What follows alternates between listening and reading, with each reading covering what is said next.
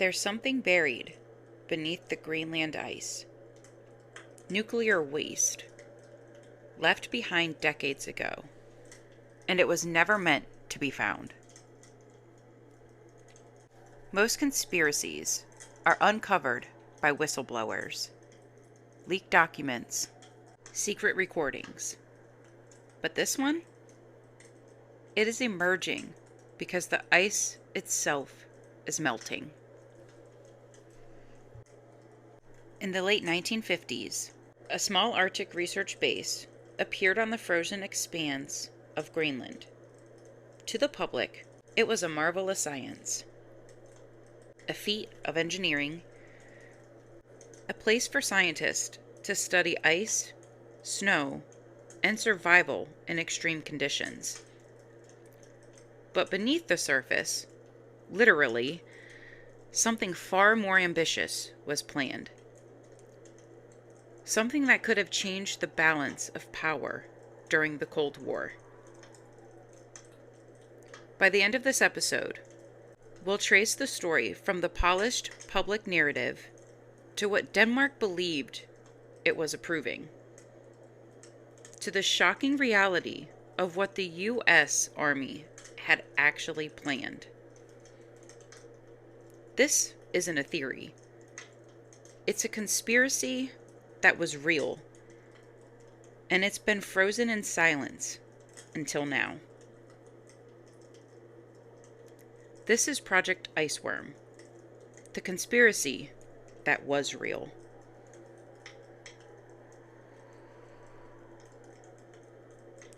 When most Americans first heard about Camp Century, it sounded like something out of a science magazine. A research base built under the ice of Greenland. A place where scientists could test equipment, study the Arctic environment, and explore what is meant to survive in one of the most harshest places on Earth. Construction began in 1959. Engineers carved tunnels into the ice, creating a network of corridors and living spaces. At the heart of the base was a small nuclear reactor, the PM-2A. The reactor provided heat, electricity, and a steady supply of power to the base. To the public, it was a marvel of ingenuity and the first mobile nuclear-powered facility in the Arctic.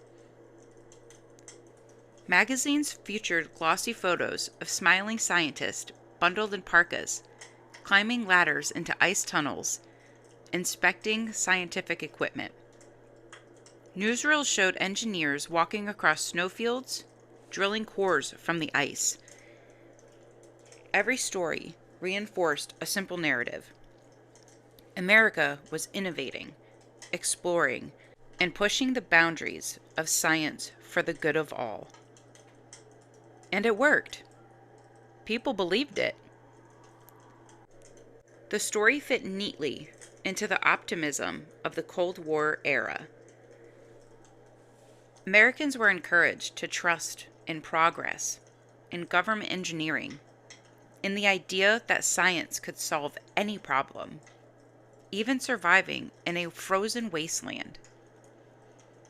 The base represented courage, ingenuity, and a forward-looking spirit. But that belief also made the story easy to swallow. Because during wartime, or even during intense peace, information is clearly framed. What is reported and what is hidden is chosen to maintain confidence, to ensure trust, and to avoid questions that might make people uncomfortable. Pause for a moment and consider that. The public didn't know what the tunnels would really be used for. They didn't know what kinds of secrets lay beneath the ice. They only knew what they were told.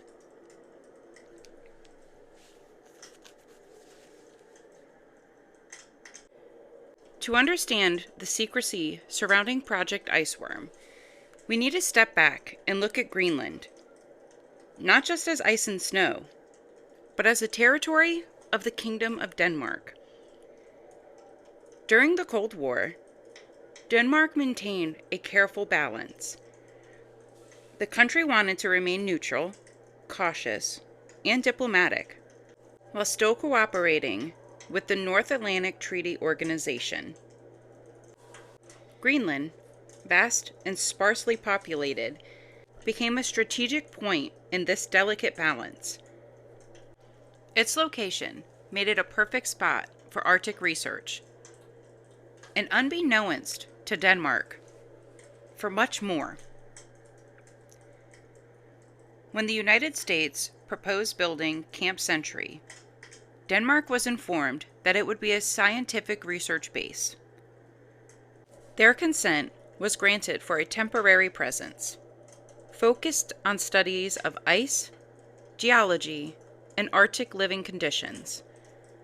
From the Danish perspective, this was routine, a scientific collaboration, a temporary station, a chance for Danish scientists to work alongside the American counterparts. What they were not told, however, was critical. Denmark did not consent to the deployment of nuclear missiles. They did not consent to a permanent infrastructure carved into the ice, designed to last far beyond any research schedule. The U.S. Army's intentions were deliberately kept hidden, wrapped in technical language and classified reports, never meant to be fully shared with Danish officials. This wasn't ignorance. It was omission. Think for a moment about the tension here. Sovereignty versus security. Denmark trusted that its territory would be used responsibly and for peaceful purposes. The United States acted in the name of global strategy and Cold War deterrence, quietly bypassing that trust. Denmark's approval of Camp Century was, in good faith, a green light for research. But what was actually happening beneath the ice was something entirely different. Something Denmark had no idea they were signing off on. Pause and consider that ethical tension. A government's obligation to its own people versus the strategic ambitions of an ally. Consent given in good faith, but manipulated through omission. Trust broken in silence. This is the human side of secrecy. The politics, the ethics, the unspoken weight of decisions made far from public eyes. And it's here, in this intersection of diplomacy and deception, that Project Iceworm began to take shape, quietly, methodically, and entirely hidden from those who believed they had the right to know. Now let's take a moment to pause here. Think about everything we've covered so far. The stories told to the public, the trust placed by Denmark, the careful omissions and quiet deceptions. Pause and let that sink in. Trust is fragile. Silence can be powerful, sometimes comforting, sometimes dangerous. And assumptions, even when made for the greater good, can hide consequences that no one is prepared for. Camp Century was presented as a scientific marvel. But underneath all the engineering, the media attention, and the official explanations, there was something else entirely. Something hidden. A project that wasn't about science. A plan that wasn't about research. Camp Century was never the goal.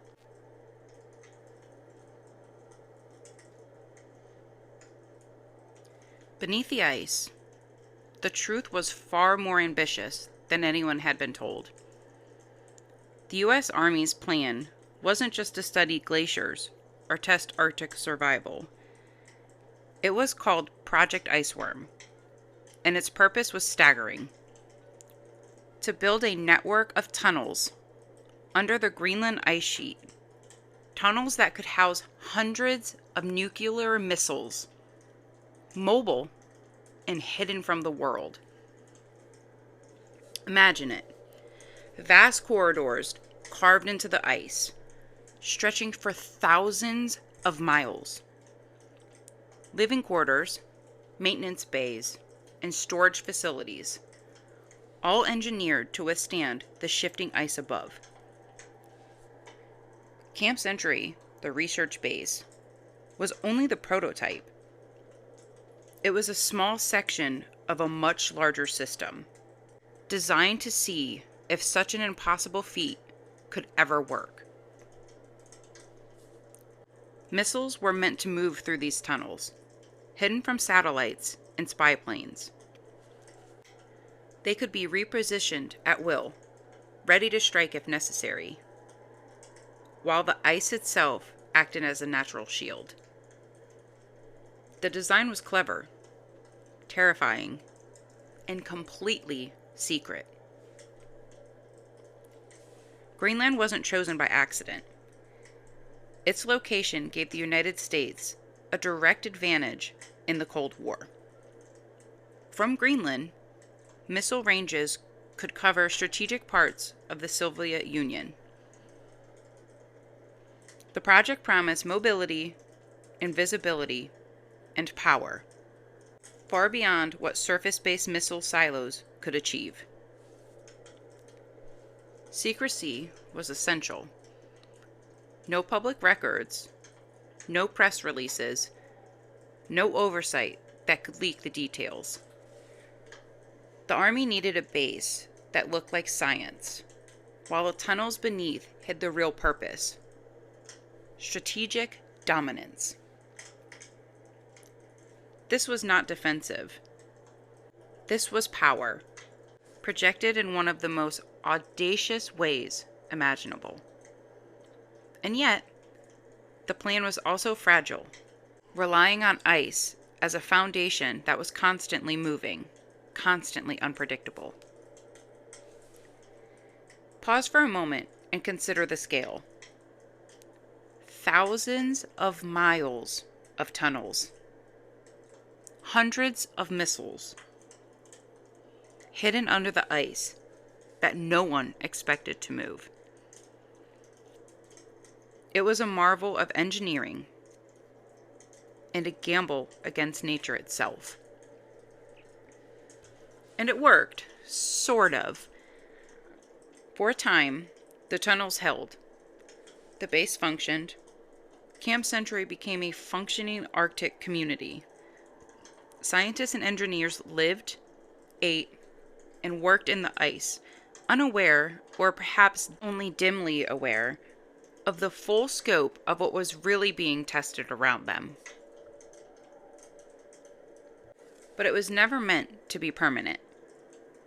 The tunnels were the prototype, the base was temporary, and the ice was both ally and adversary.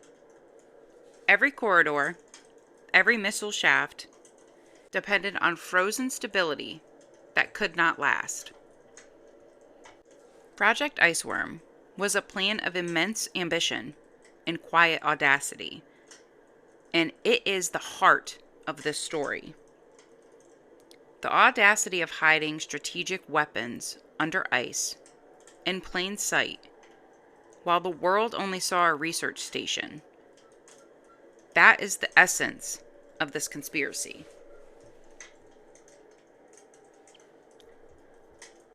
A military project so secret it bypassed allies, misled governments, and relied entirely on ice to hide its power.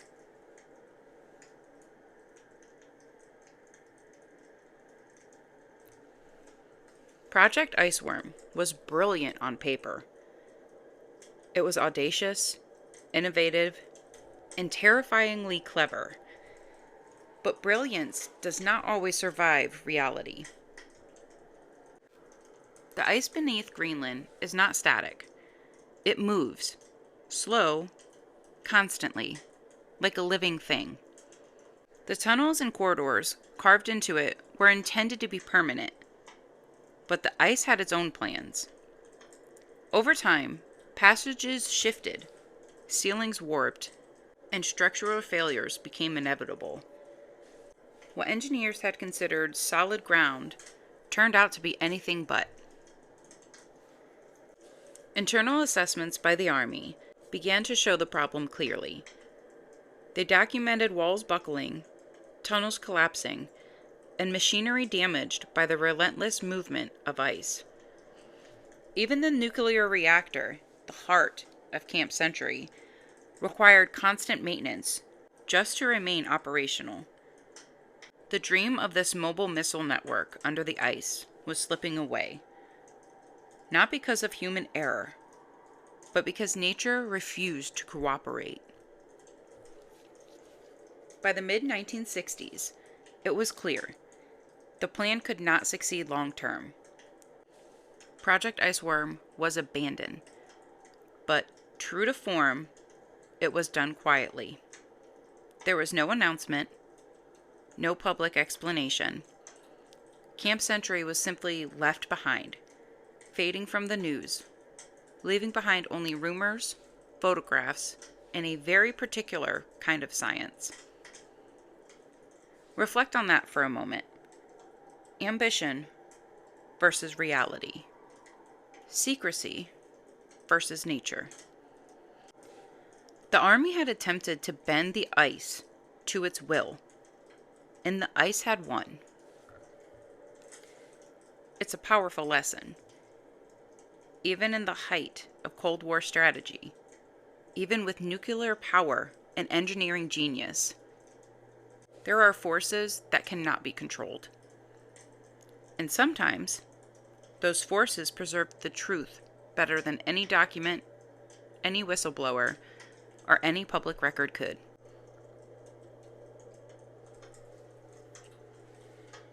When Camp Century was abandoned, it wasn't cleaned up. The tunnels remained, machinery was left behind, diesel fuel, sewage, and perhaps the most concerning of all, radioactive waste from the PM-2A nuclear reactor. The assumption at the time was simple. The ice would hold it forever, frozen, stable, and untouched. What couldn't have been seen, what couldn't have been assessed, was no longer a problem. The secrets of Project Iceworm were considered safely buried under miles of ice. But ice is not eternal. Modern science tells us that Greenland's ice sheet is shifting, melting, and moving faster than anyone has anticipated. Materials once thought permanently trapped are now slowly making their way closer to the surface. What was left behind decades ago is no longer safely out of reach. Environmental scientists today study the long-term consequences. Diesel, chemicals, and radioactive materials and melting ice may pose risk to local ecosystems and oceans. But beyond environmental concerns, there's a deeper reflection.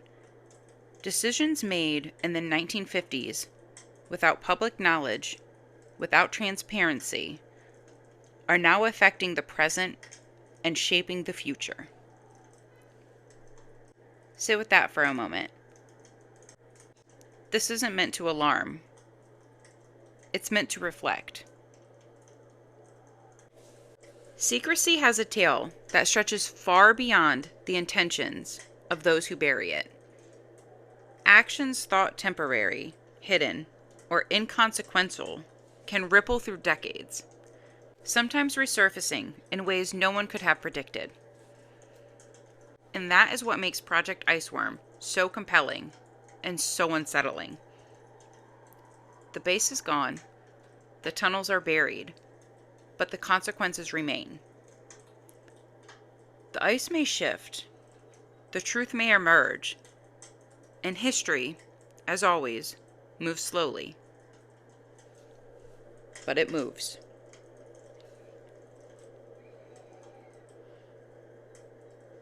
As we come to the end of this journey beneath Greenland's ice, it's worth stepping back and looking at the bigger picture. Project Iceworm wasn't paranoia. It wasn't rumor or speculation. It was a documented plan, a secret of immense ambition, hidden from public view, and concealed even from allies. The audacity of it is almost as hard to comprehend. And yet, for all its ambition, it failed. The ice shifted. The tunnels collapsed. The missiles never deployed. But the story doesn't end there.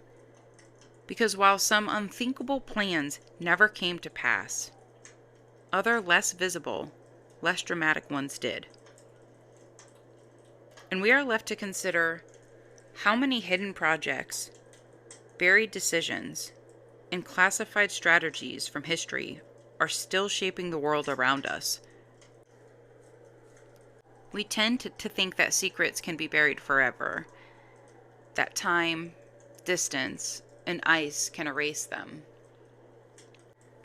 But the truth is often only postponed, waiting, shifting, melting its way back to the surface, where we must eventually confront it.